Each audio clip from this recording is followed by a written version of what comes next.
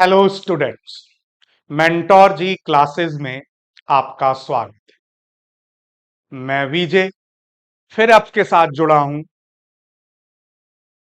Biology की नई class के साथ। Chapter 7 class 10th, how do organism reproduce. और आज हम इस क्लास में शुरू करेंगे फीमेल रिप्रोडक्टिव सिस्टम। पिछली क्लास में हमने बच्चों मेल रिप्रोडक्टिव सिस्टम के बारे में पूरा अच्छे तरीके से इलैबोरेटिव वे में with competency based question we have discussed all the aspects related to female male reproductive system. Now we are going to we are going to catch the knowledge about female reproductive system. तो चलिए बच्चों शुरू करते हैं female reproductive system के बारे में सारे के सारे पॉइंट्स और competency based questions associated to female reproductive system. देखिए, there are different parts as you see on this interactive panel. So you will notice in this diagram कि the main organ, हमने जैसे पिछली बार मेल रिप्रोडक्टिव सिस्टम को दो part में बांटा था, उसी तरीके से आप फीमेल रिप्रोडक्टिव सिस्टम को भी दो पार्ट में बांट सकते हैं, मेन और primary reproductive organs and secondary और एसेसरी रिप्रोडक्टिव ऑर्गन्स। तो main that produce gamete,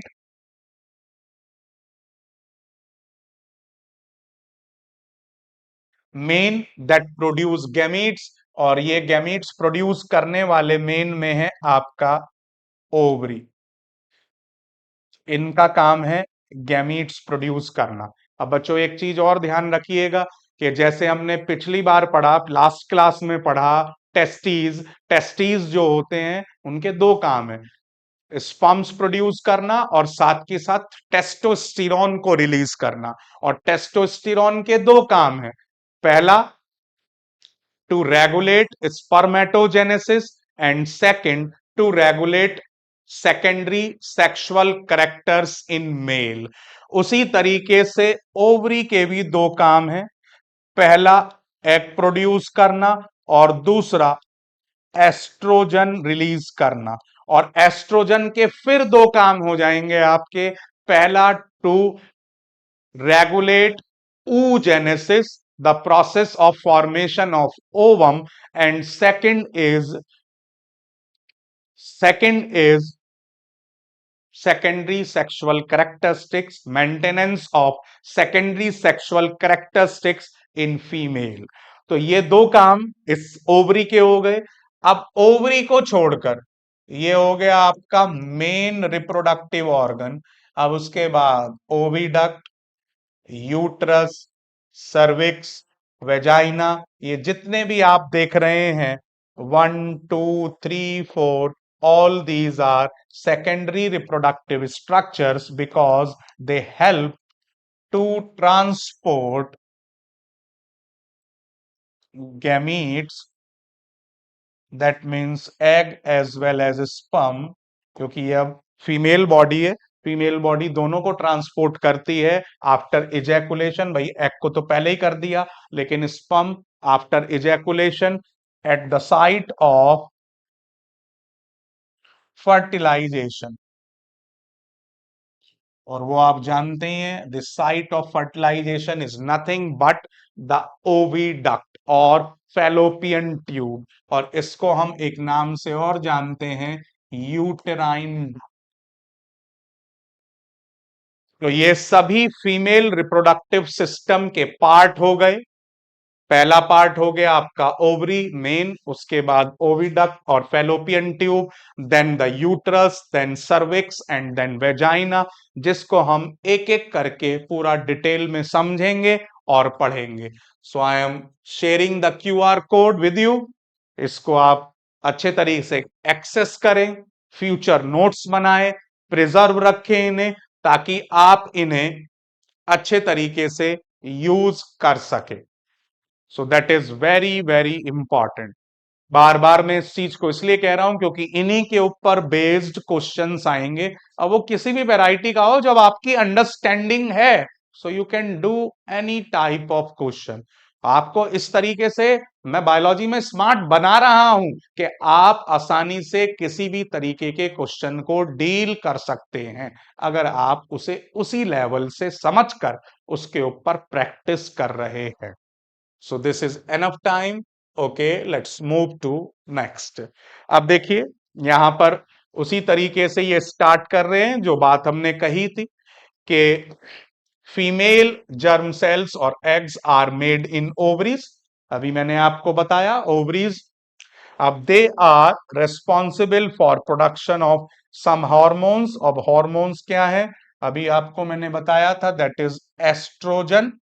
this is the name of hormone, और इसके दोनों फंक्शन मैंने आपको बताए थे। तो वही चीज ये भी कह रहे हैं, अब ये डायग्राम को देखने के लिए कह रहे हैं जो कि हम ऑलरेडी डिस्कस कर चुके हैं। तो लेट्स मूव टू नेक्स्ट, अब आगे की तरफ चलते हैं। ओके, देखिए जी, अब ये बड़ा इंपॉर्टेंट पॉइंट्स हैं जो आपको सभी को मार्क भी करने हैं और समझने भी हैं। देखिए,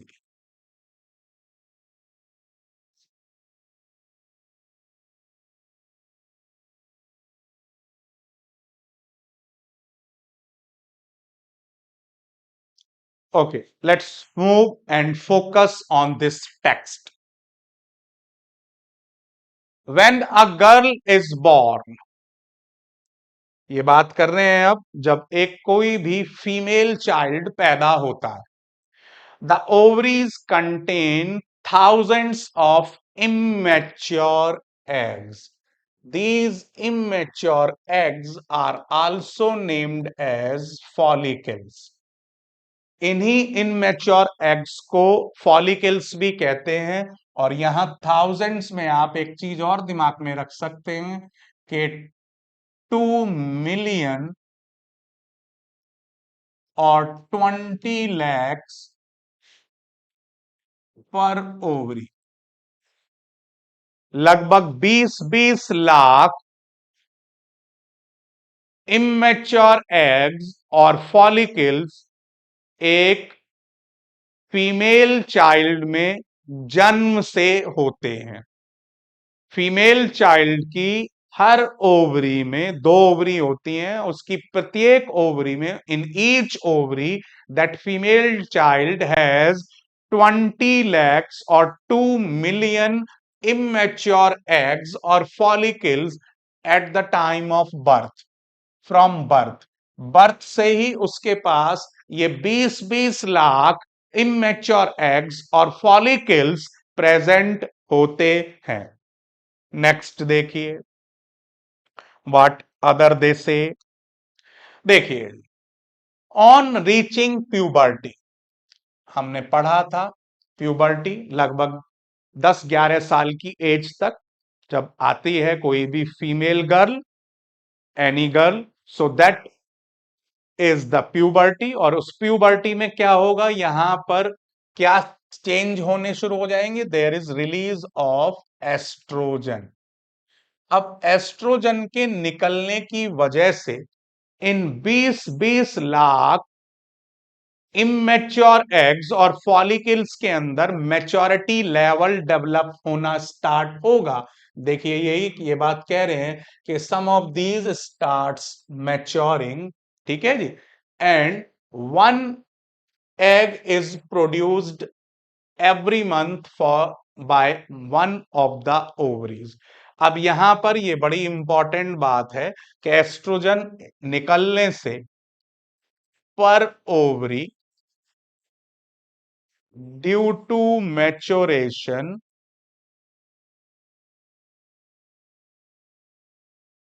60 to 80,000,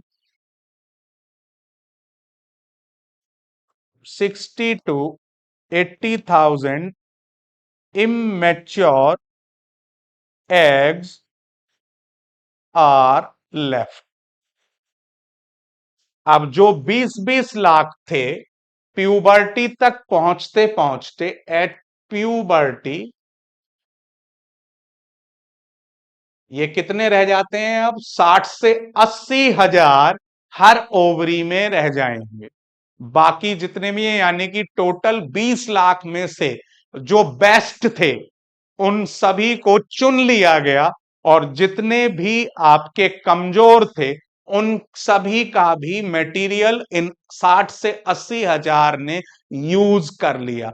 अब फाइनली ये बेस्ट इमेच्योर एग्स दोनों ओवरी में लगभग 60 से 80 हजार रह गए हैं। Is it clear? तो देखिए, सबसे पहले हमने पढ़ा कि अलग अलग पार्ट्स फीमेल रिप्रोडक्टिव सिस्टम के क्या हैं, जैसे कि ओवरी, दैट इज द और मेन और प्राइमरी रिप्रोडक्टिव ऑर्गन, क्योंकि ये क्या प्रोड्यूस करता है? एग प्रोड्यूस करता है, साथ के साथ एस्ट्रोजन डेवलप करता है, और एस्ट्रोजन के दो फंक्शन है। प्राइमरी फंक्शन उसका है आपका oogenesis को कंट्रोल करना, मेंटेन करना, यानी कि एग्स को फॉर्मेशन में पूरी हेल्प करना। दूसरा है सेकेंडरी सेक्सुअल कैरेक्टरिस्टिक्स को मेंटेन करना फीमेल के अंदर। और जो उसके बाद हमने पढ़ा ओविडक्ट और फेलोपियन ट्यूब और uterine duct, then we have the uterus, then we have vagina, cervix. So all these are the different parts of female reproductive system. अब यहां पर ये एक बड़ा इंपॉर्टेंट पॉइंट है जो आपको ध्यान में रखना है, and that is one egg is produced every month from by one of the ovaries. देखिए, ओवरी दो होती हैं, लेकिन दोनों ओवरी एक मंथ में एक्टिव नहीं होती। देखिए, पीरियड्स या मेंस्ट्रुअल साइकिल बेसिकली वो एक्टिव पीरियड है, एक्टिव टाइम है। उस पीरियड का मतलब यह है वो 8 से 10 दिन। बेसिकली क्या होता है कि पिछला एग तो पिछले मंथ का है, और जो यूट्रस की लाइनिंग है, अगर फर्टिलाइजेशन नहीं होता तो वो सारा का सारा रप्चर हो जाता है और वेजाइना के थ्रू ब्लड के साथ बाहर आता है। यानी कि हर बार, हर मंथ में फीमेल के शरीर के अंदर यूट्रस को पूरी तरीके से रीजेन्युएट किया जाता है, उसको पूरी तरीके से नया डेवलप किया जाता है अगले मंथ में फर्टिलाइजेशन की आस में, कि अगर अगले मंथ में फर्टिलाइजेशन होगा तब पूरी तरीके से उस फर्टिलाइज्ड एग को संभालने के लिए यूट्रस तैयार रहे। तो उसके लिए ये मेंस्ट्रुअल साइकिल होती है जिसके अंदर एग डेवलप होता है कोई सी भी एक ओवरी से। दोनों ओवरी एक ही समय पर जनरली एक्टिव नहीं होती हैं, केवल दो में से कोई एक ओवरी एक्टिव होती है, और उससे भी केवल एक ही एग रिलीज होता है। तो ये बड़ी इंपॉर्टेंट बात है बच्चों, तो आपको ध्यान में रखनी है। Only one ovary is active during a month, and that's a very good source of MCQ based question. आपसे ये एमसीक्यू बेस्ड क्वेश्चन में पूछा जा सकता है, या डायग्राम बेस्ड क्वेश्चन बनाकर उसी कोई एमसीक्यू फॉर्मेट में पूछा जा सकता है। तो अगेन मैं आपके साथ क्यूआर कोड शेयर कर रहा हूं बच्चों। इस पोर्शन को अच्छे तरीके से नोट्स की फॉर्म में लिखें और बार बार इसको समझकर अपने साथ प्रिजर्व रखें, क्योंकि यही डिफरेंट सोर्स ऑफ क्वेश्चंस बनकर आपसे पूछे जा सकते हैं, जिन्हें कॉम्पिटेंसी बेस्ड क्वेश्चंस का नाम दिया गया है। I think this is enough time.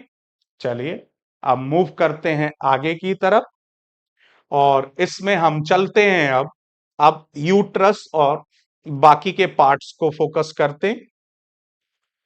तो अब उसके लिए मैं आपको स्क्रीन स्प्लिट करता हूं और इसको आगे ले चलते हैं। देखिए, ध्यान से आप देखें कि फिर डायग्राम पर आ जाते हैं। तो यूट्रस जो है that is inverted peer shape,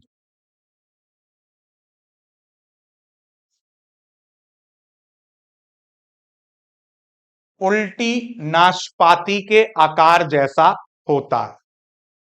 आप देखें तो आपने देखा हो कि इस तरीके से नाशपाती की शेप होती है, दैट इज पियर।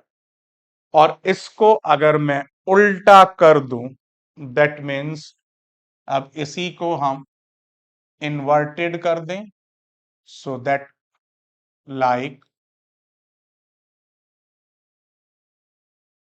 तो अब आप देखेंगे दैट इज मैच करेंगे आप, तो लगभग इसी तरीके से ये देखिए, ये हिस्सा नीचे वेजाइना का आ गया।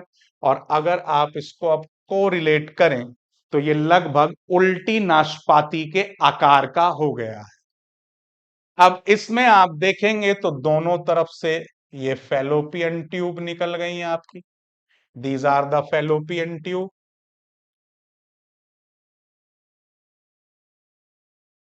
ठीक है जी। अब यूट्रस के तीन हिस्से हो सकते हैं।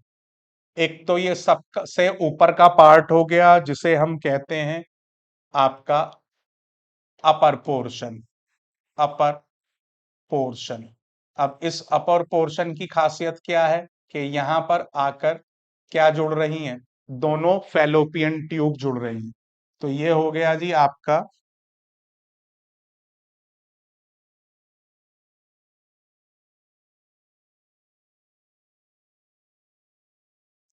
ये अपर पोर्शन है, this is upper portion of uterus where both fallopian tube connects, जहां पर दोनों फेलोपियन ट्यूब कनेक्ट हो रही हैं। तो ये हमारा हो गया यूट्रस का सबसे ऊपर का पोर्शन, जिसे हम अपर पोर्शन ऑफ यूट्रस कहते हैं। अब यहां बीच में आ जाइए, that is the middle portion. अब इस मिडिल पोर्शन को हम, मिडिल पोर्शन में क्या होगा भैया, यहां पर जाइगोट डेवलप होगा एम्ब्रियो में, और एम्ब्रियो डेवलप होगा फीटस में। यानी कि टोटल जो डेवलपमेंट होता है जाइगोट का एम्ब्रियो में और एम्ब्रियो का फीटस में, that will take place in case of this middle portion.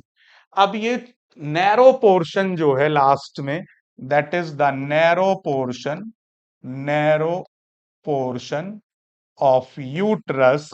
This narrow portion of uterus is named as cervix. इस नैरो पोर्शन का नाम क्या है, सर्विक्स। जो आप यहां देख रहे हैं, that is the narrow portion of uterus, that is named as the cervix. और ये सर्विक्स बेसिकली दो तरीके से काम में आता है। पहला काम है to provide upward movement of sperms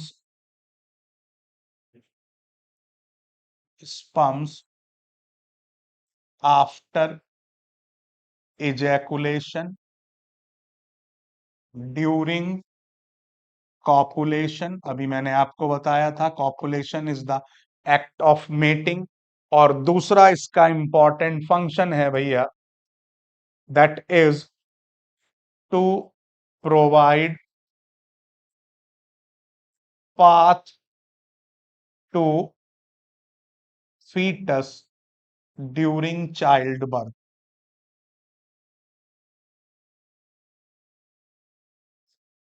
child birth के दौरान यहां से ही चाइल्ड बाहर की तरफ वेजाइना में मूव करता है, और यही हिस्सा दैट ओपन्स, तीसरा आप ये लिख सकते हैं, ओपन्स यूट्रस इनटू वेजाइना। ये ही यूट्रस को वेजाइना के अंदर खोलता है। तो बेसिकली ये ओपनिंग है यूट्रस की, जो यूट्रस वेजाइना में खुलता है। तो इस तरीके से देखिए, अभी तक हमने पढ़ा पहला ओवरी, दूसरा आपका यूट्रस के बारे में।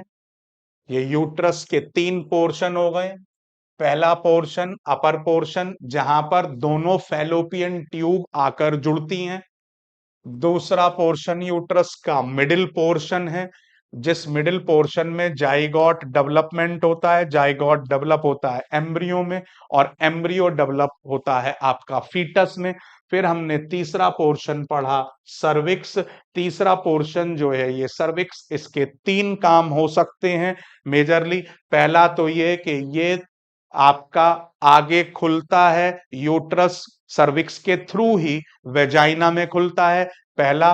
दूसरा पॉइंट इसका हो जाएगा कि ये अपवर्ड मूवमेंट प्रोवाइड करता है स्पर्म्स को आफ्टर इजैकुलेशन, ठीक है जी, टुवार्ड्स फैलोपियन ट्यूब।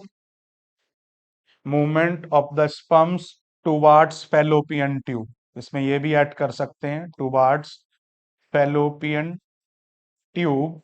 और तीसरा to provide path to foetus और newborn after 9 month during birth, child birth. तो इस तरीके से ये इसके फंक्शन है। और ये यूट्रस को आप सिंपली तीन बेसिक रीजंस में एक्सप्लेन कर सकते हैं, and that can be asked in 3 marks question. ये आपसे 3 नंबर के क्वेश्चन में पूछा जा सकता है। आपने सिंपली इसको 3 नंबर के बेसिस पर एक्सप्लेन कर दिया, और 1 मार्क में, 2 मार्क में किसी भी तरीके के कॉम्पिटेंसी बेस्ड क्वेश्चन में आपसे पूछा जा सकता है, तो आप इजीली उसको एक्सप्लेन कर सकते हैं। So this is QR code. Generate this QR code for future use, ताकि आप इसे अच्छे तरीके से भविष्य में डेवलप कर सकें, इससे थ्रू नोट्स बना सकें, और इसका फुल यूटिलाइजेशन डेवलप कर सकें। So this is enough time to deal with this. Let's move to next. अब हमने यूट्रस के बारे में सारी जानकारी ले ली। अब बच्चों नेक्स्ट चलते हैं। अब आप जो ये ओविडक्ट और फैलोपियन ट्यूब देख रहे हैं बच्चों, इसके बेसिस को डिस्कस करते हैं कि इनका क्या काम है। भैया आप समझ ही रहे हैं, this is the site of fertilization. ये भाई बड़ा इंपॉर्टेंट क्वेश्चन है बोर्ड एग्जाम के लिए। साइट ऑफ फर्टिलाइजेशन यानी कि there is fusion of male and female gamete, and this fusion will take place at this oviduct or fallopian tube or uterine duct। तो यही है। अब इसी तरीके से जो आप ये देख रहे हैं ना lining, that is the lining of uterus. Lining of uterus, ये ध्यान रखिएगा, इसको बोलते हैं हम endometrium. This is the lining of uterus. Totally आप जो देख रहे हैं इसे हम कहते हैं लाइनिंग ऑफ यूट्रस। और अब लास्ट आता है जी आपका वेजाइना। तो वेजाइना जो है that is muscular tubular organ. Vagina is muscular tubular organ, ठीक है जी। और अभी मैंने आपको बताया था uterus opens into vagina through cervix। Uterus opens into vagina through cervix. Cervix के थ्रू ही यूट्रस वेजाइना में खुलता है। अब वेजाइना के फंक्शंस की बात करें हम, तो vagina receive penis during copulation, act of mating. दूसरा रिसीव स्पर्म्स ड्यूरिंग कॉपुलेशन, जिसे हम एजैकुलेशन भी कहते हैं। Sperm discharge, basically ejaculation is sperm discharge, और स्पर्म भी सीमन के फॉर्म में डिस्चार्ज होते हैं। और तीसरा सर्व एज बर्थ कैनाल, यही बर्थ कैनाल की तरह वर्क करता है और बच्चा इसी रास्ते के थ्रू उसकी डिलीवरी होती है during child birth. So this is about what we can say about the vagina. तो हमने ये सारे पार्ट्स डिस्कस किए बच्चों के, अलग अलग फीमेल रिप्रोडक्टिव ऑर्गन्स के सिस्टम के डिफरेंट पार्ट्स क्या हैं, उनके डिफरेंट फंक्शन क्या हैं।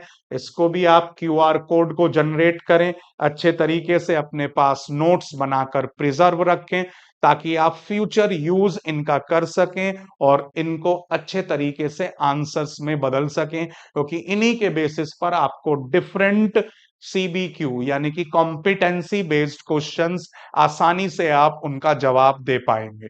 तो let's move to the text given in the book. अब बुक के अंदर जो टेक्स्ट दिया हुआ है उसकी बात करते हैं। देखिए यहां पर भी वही सारी चीजें दी हुई हैं जो हमने डिस्कस करी हैं, ऐसा नहीं है कि कुछ नया है,